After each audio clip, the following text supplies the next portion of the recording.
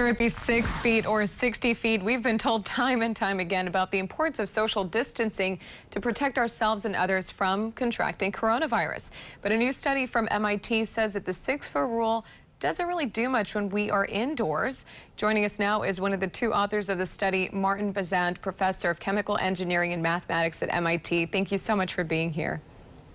Thank you for having me. So before we dive into your study, the president, of course, made a big announcement regarding CDC guidelines today, referencing outdoors. I know your study is specific to being inside, but any reaction to that news today? Well, it seems like he's making very sensible recommendations. And this is actually a good opportunity for me to begin by explaining the different types of transmission of respiratory disease and how they relate to indoor versus outdoor spaces. So a disease such as COVID-19 is transferred through droplets, which are produced by respiration from breathing or speaking or any other respiratory activity, and then inhaled by another person. And there are two distinct mechanisms that we think about. One is short-range transmission through basically what we call respiratory jets. So these are turbulent plumes of fluid that come out of your mouth. So for example, if you think of somebody smoking, that would be the puff of smoke when the person exhales. And that can vary in strength from a cough or sneeze, which is a very strong push of the air going very far. And then there's also much shorter range motion like that due to just simply breathing through the nose or the mouth. And for that kind of transmission, you do have to worry about social distancing. So, obviously, as you go further away, up to 6 feet as recommended by the CDC, or even at 1 meter as recommended by the World Health Organization, which is closer to 3 feet, you have protection from that kind of transmission with increasing distance. When you're outside, that's the primary mode of transmission you should worry about, because at larger distances, the air tends to be swept away in ambient currents. On the other hand, when you're indoors, there are also small particles, so-called aerosol particles, which are about the micron scale. So that's at the scale of, for example, individual cells in your body. At that size scale, those particles don't sediment out of the air very quickly, and they stay essentially suspended. And in an indoor space, regardless of whether it's a cough or just a little breath, those droplets get swept around the room, and people can be exposed at a great distance, not only at 6 feet, but in fact could be much further. And that is the focus of our study. And the way to think about that is like secondhand smoke. So secondhand smoke is strongly diluted in the background, but if you spend a lot of time exposed to secondhand smoke, even at a distance, you can be at potentially even greater risk than just a quick exposure to a short-range puff.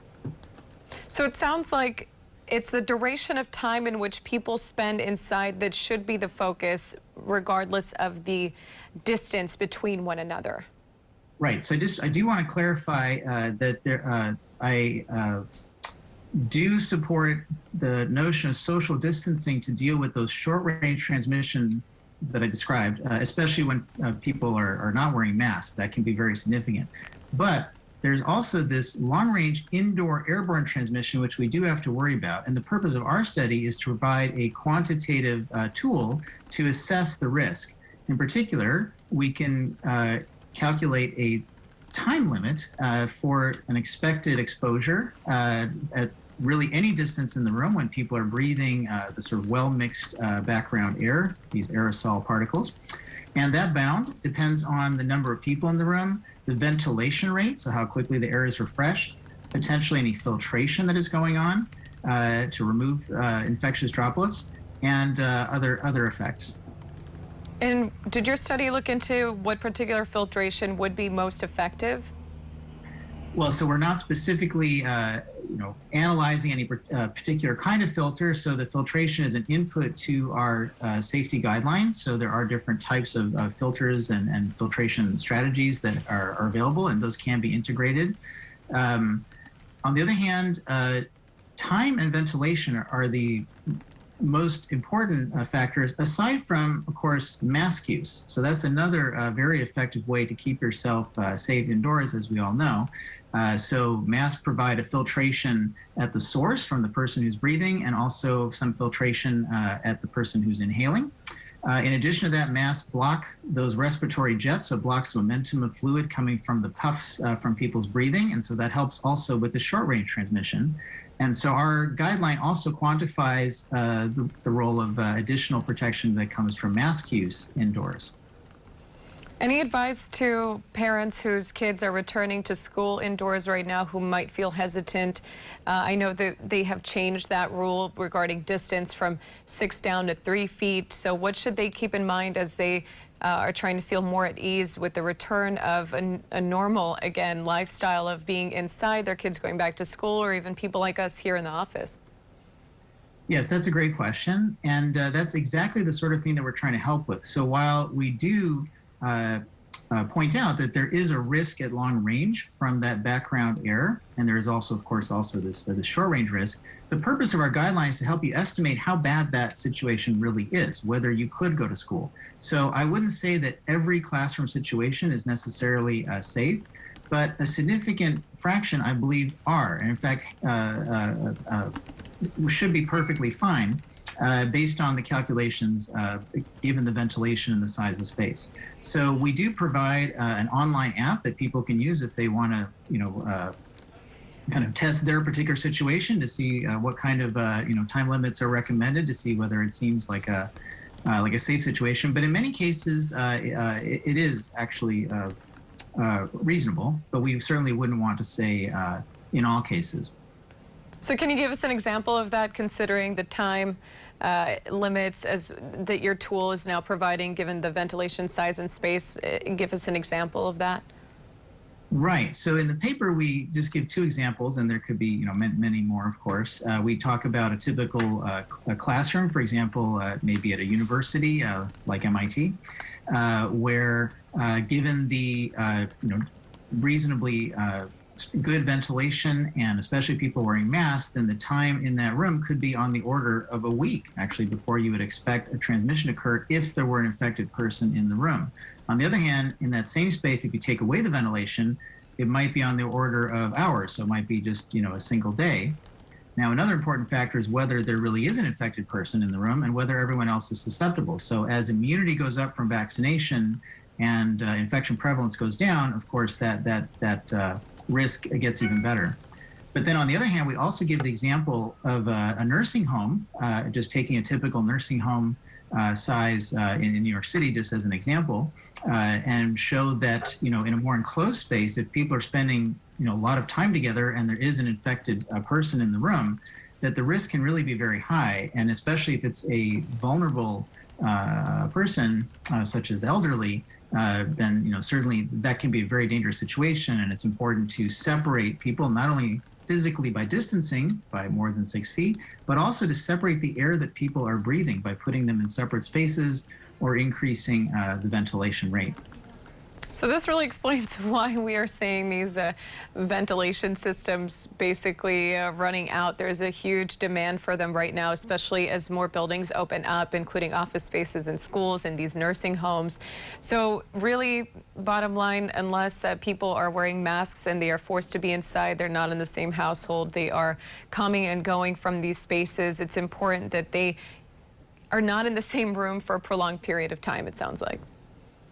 Well, again, I don't mean to say that that's not possible. What our tool and our guideline allows you to calculate is whether there really is a significant risk for the particular activity or a particular space that you'd like to engage in. So it's not to say that you can't be inside.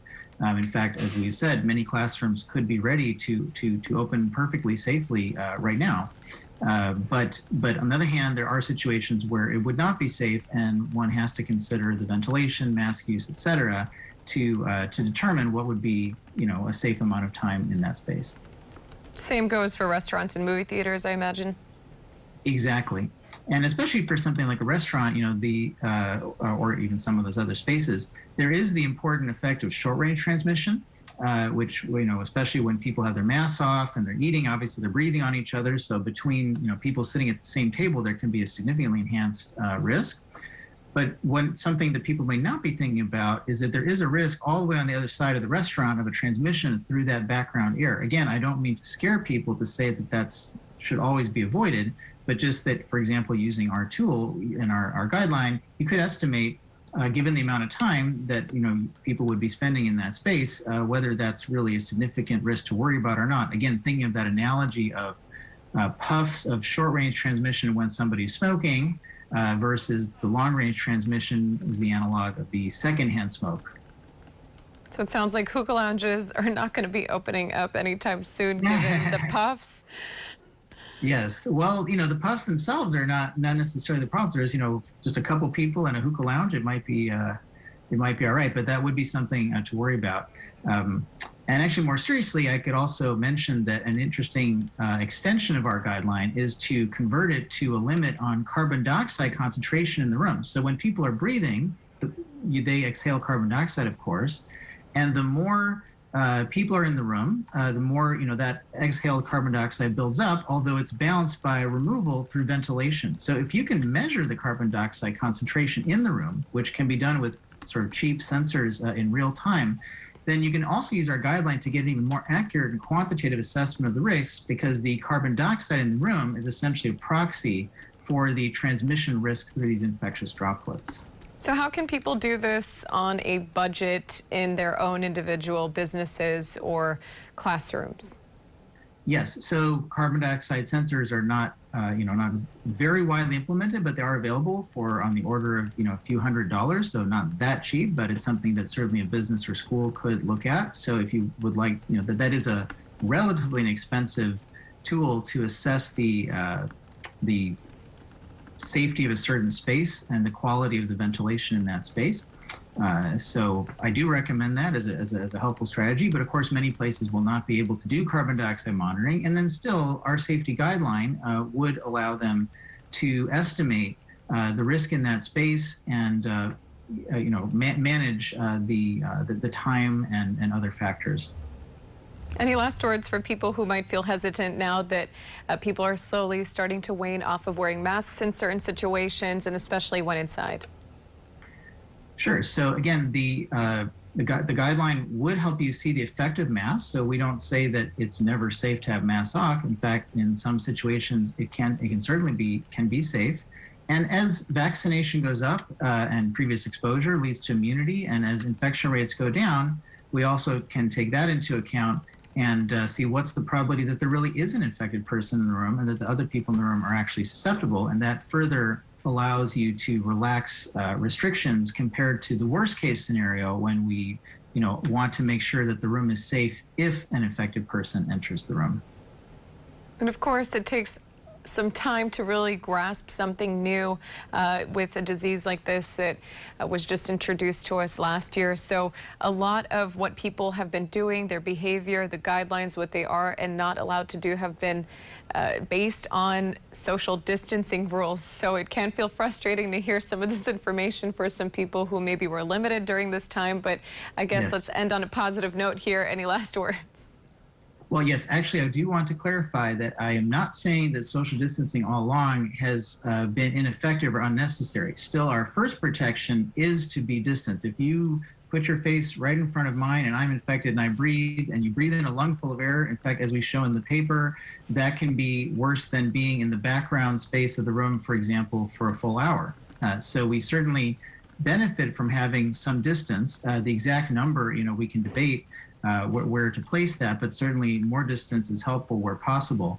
The main new idea that we're bringing here, which also other scientists have been advocating as well, is to keep in mind that concept of secondhand smoke is that there's still a risk farther than a certain distance. So you shouldn't feel that all that matters is distance and that you somehow have no risk. You should be thinking about exposure to the well-mixed background of aerosol particles in that room and the time that you spend in that room, and of course the number of other people that are in there as well, and other factors such as ventilation can play an important role in your safety in addition to just physical distance. Got it. And on top of it all, more people vaccinated and hopefully less people infected out there also plays a role. So thank you so much for clarifying that, Professor Bart Verzant of MIT. Great. Thank you. Nice to be with you.